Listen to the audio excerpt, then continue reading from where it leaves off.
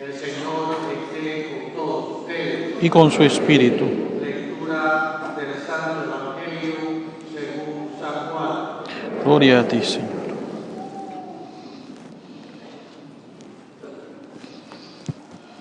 Entre los que habían llegado a Jerusalén para adorar a Dios en la fiesta de Pascua, había algunos griegos, los cuales se acercaron a Felipe, el de Betsaida de Galilea, y le pidieron: Señor, quisiéramos ver a Jesús. Felipe fue a decírselo a Andrés. Andrés y Felipe se lo dijeron a Jesús y él les respondió: ha llegado la hora de que el Hijo del Hombre sea glorificado. Yo les aseguro que si el grano de trigo sembrado en la tierra no muere, queda infecundo, pero si muere producirá mucho fruto. El que se ama a sí mismo se pierde. El que se aborrece a sí mismo en este mundo se asegura para la vida eterna. El que quiera servirme, que me siga, para que donde yo esté, también esté mi servidor. El que me sirve será honrado por mi Padre. Ahora que tengo miedo, le voy a decir a mi Padre: Padre, líbrame de esta hora. No, pues precisamente para esta hora he venido. Padre, dale gloria a tu nombre. Se oyó entonces una voz que decía: lo he glorificado y volveré a glorificarlo. De entre los que estaban ahí presentes y oyeron aquella voz, unos decían que había sido un trueno, otros que le había hablado un ángel, pero Jesús les dijo: esa voz no ha venido por mí, sino por ustedes. Está llegando el juicio de este mundo, ya va a ser arrojado el príncipe de este mundo. Cuando yo sea levantado de la tierra, atraeré a todos hacia mí. Dijo esto, indicando de qué manera habría de morir. Palabra del Señor. Gloria a ti, Señor Jesús.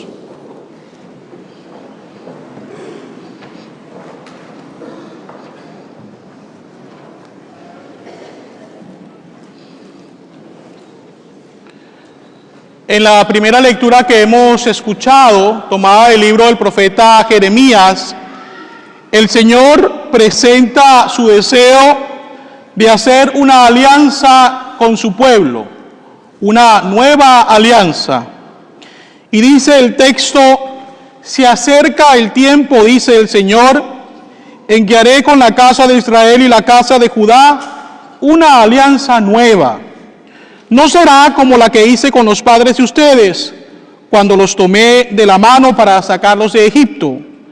Ellos rompieron mi alianza y yo tuve que hacer un escarmiento con ellos.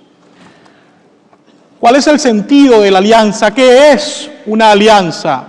Sobre todo la alianza de la cual Dios nos habla en las Escrituras. Voy a ponerles un ejemplo con el cual muchos de ustedes pudieran sentirse identificados. El matrimonio puede ser considerado por muchos como un contrato entre dos personas, pero realmente no expresa la profundidad de lo que realmente es el matrimonio.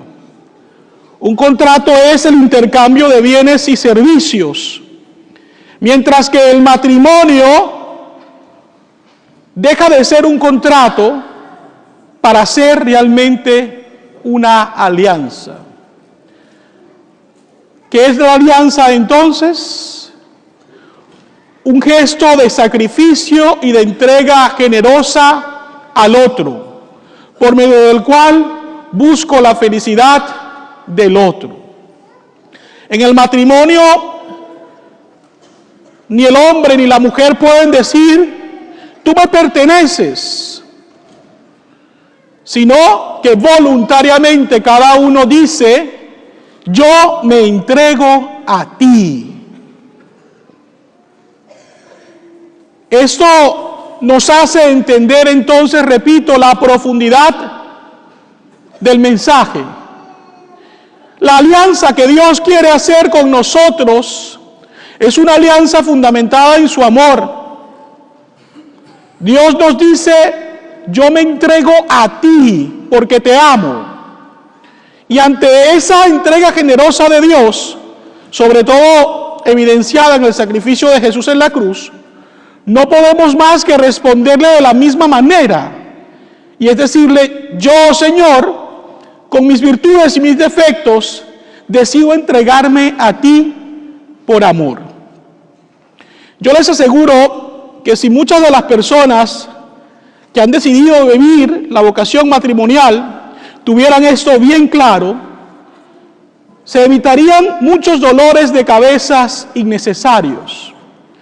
Porque tenemos que ser sinceros y reconocer que casi naturalmente tendemos a ser egoístas.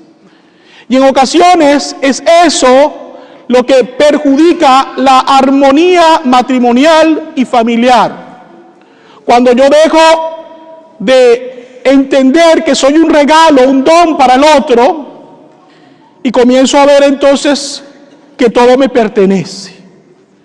Así que esta alianza de la cual Dios nos habla no solamente nos lleva a entregarnos a Él, sino también a entregarnos a los demás generosamente y misericordiosamente.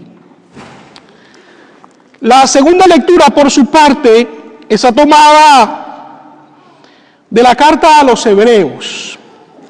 Y yo quisiera resaltar solo dos ideas de ella.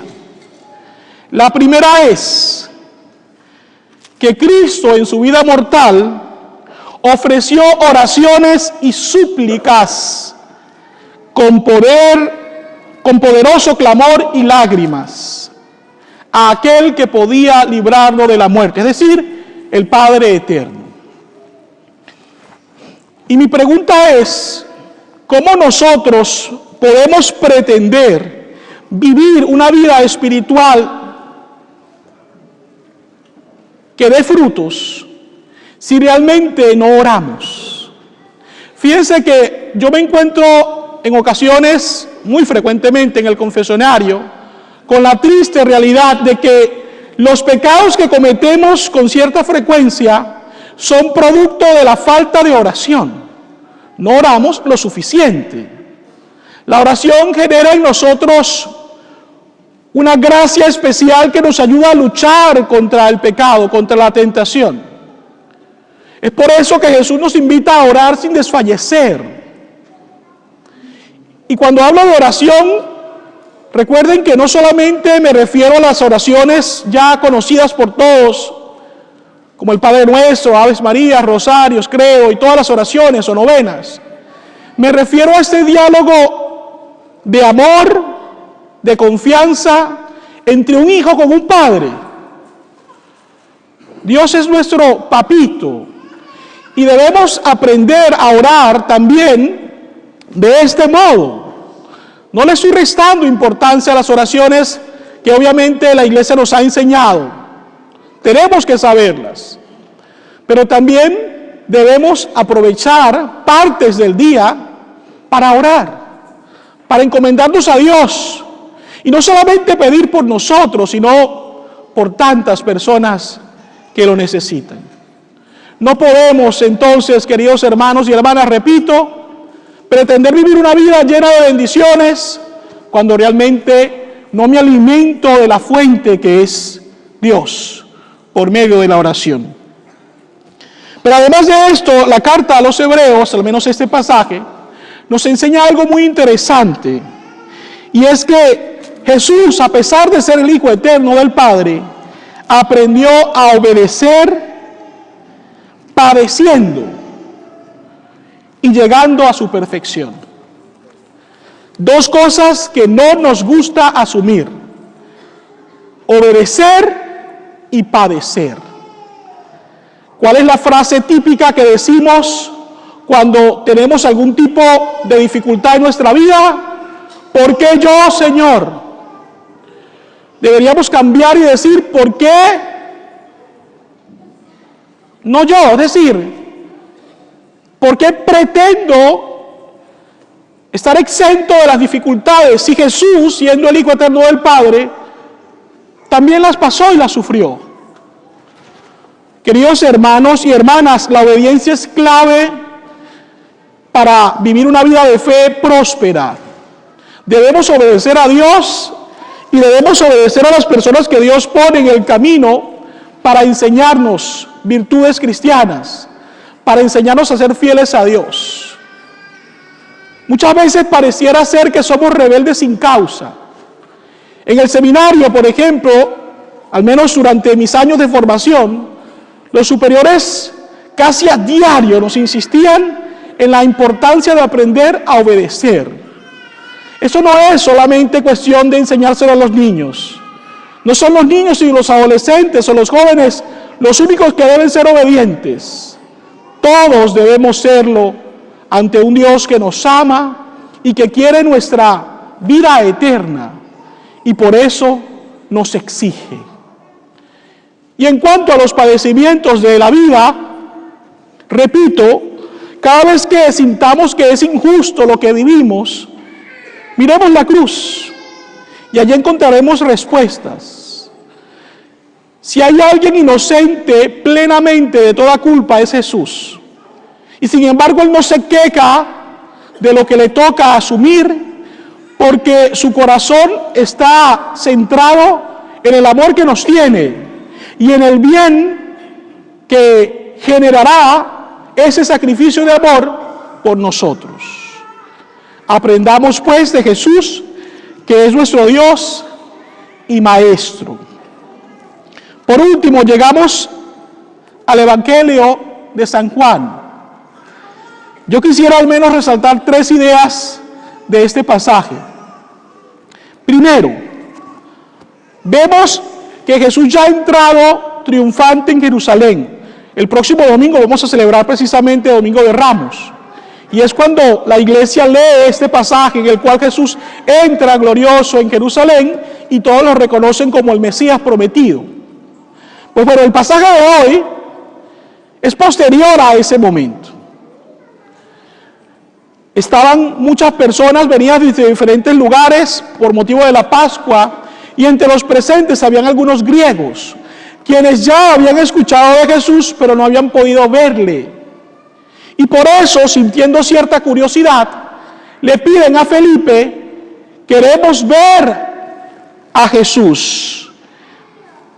Quisiéramos ver a Jesús. Eso es interesante porque ellos solamente quieren verlo.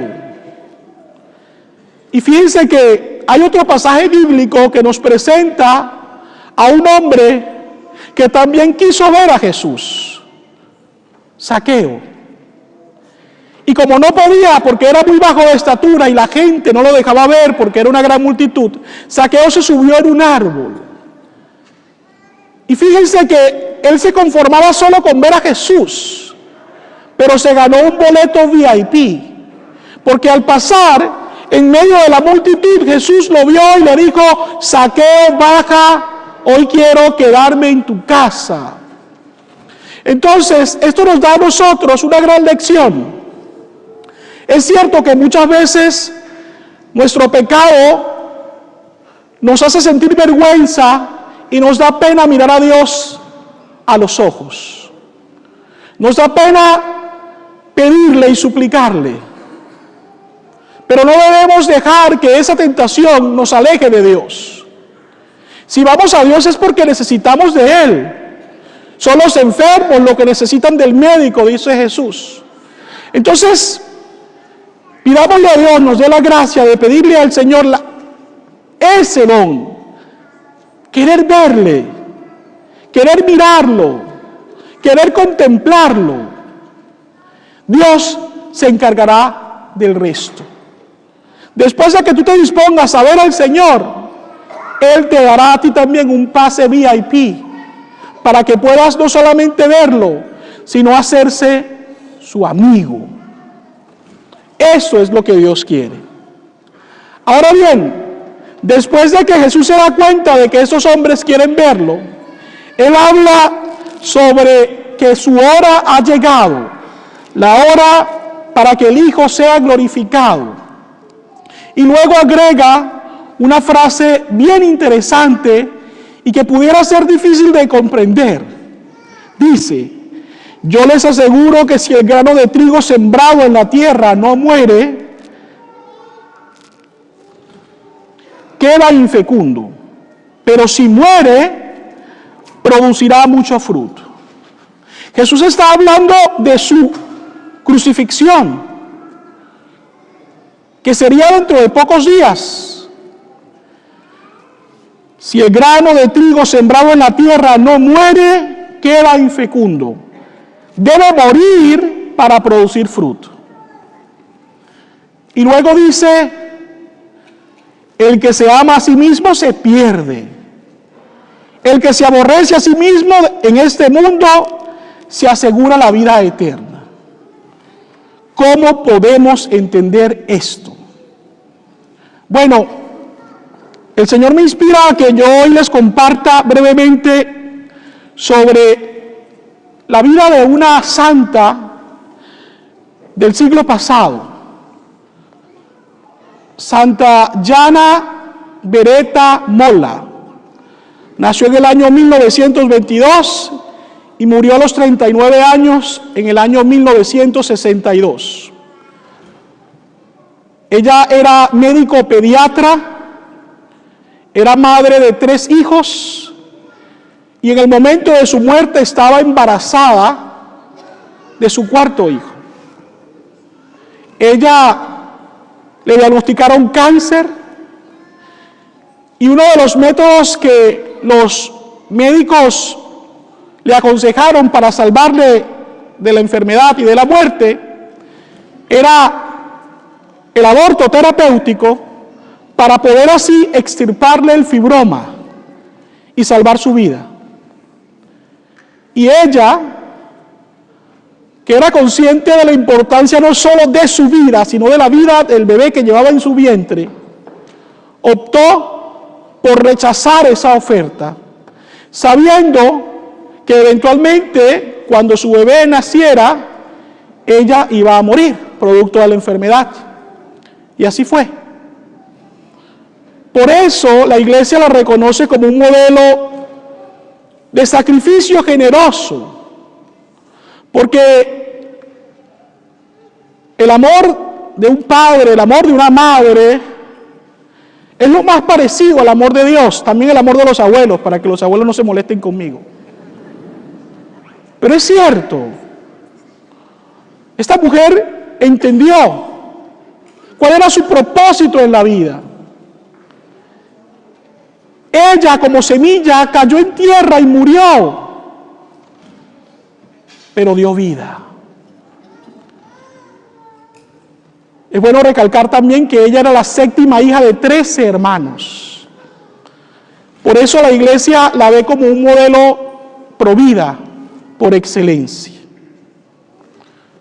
Queridos hermanos y hermanas, pidámosle al Señor que nos dé la gracia de confiar en Él y de entender que cuando hablamos de vida no nos referimos simplemente a esta vida, sino a lo que está más adelante, la vida eterna.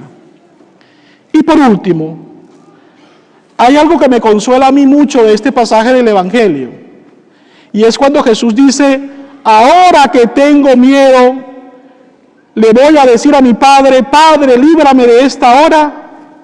No, pues precisamente para esta hora he venido. Padre, dale gloria a tu nombre. Nosotros como seres humanos es normal que sintamos miedo en la vida. Y nuestros miedos muchas veces son variados. Miedos a la enfermedad, miedo a la muerte. Y como decía un chiste por allí, de niño yo le tenía miedo a la oscuridad. Y ahora que soy padre de familia le tengo miedo al recibo de la luz cuando llega. por lo que tengo que pagar. Pero nuestros miedos son variados. Unos con justificación, otros que tal vez no tienen mucha justificación. Pero es normal sentir miedo. Y no nos debemos sentir mal al respecto. Pero con lo que quiero terminar es con esto. Una cosa es sentir miedo y otra cosa es vivir con miedo. No podemos vivir con miedo. En los momentos que sintamos miedo, recurramos a Jesús y pongamos en sus manos todo lo que somos y tenemos. Y en Él encontraremos consuelo y fortaleza para seguir caminando. Cuando vivimos con miedo nos paralizamos, nos congelamos, nos petrificamos, nos quedamos inmóviles. El miedo no es una opción para un cristiano. Nosotros confiamos en que en medio de la tormenta Dios está presente y nos muestra su amor. Confiemos pues en el Señor, que también sintió miedo, pero que fue consciente de que su misión era mucho más importante que ese miedo que humanamente lo atormentaba. Así sea.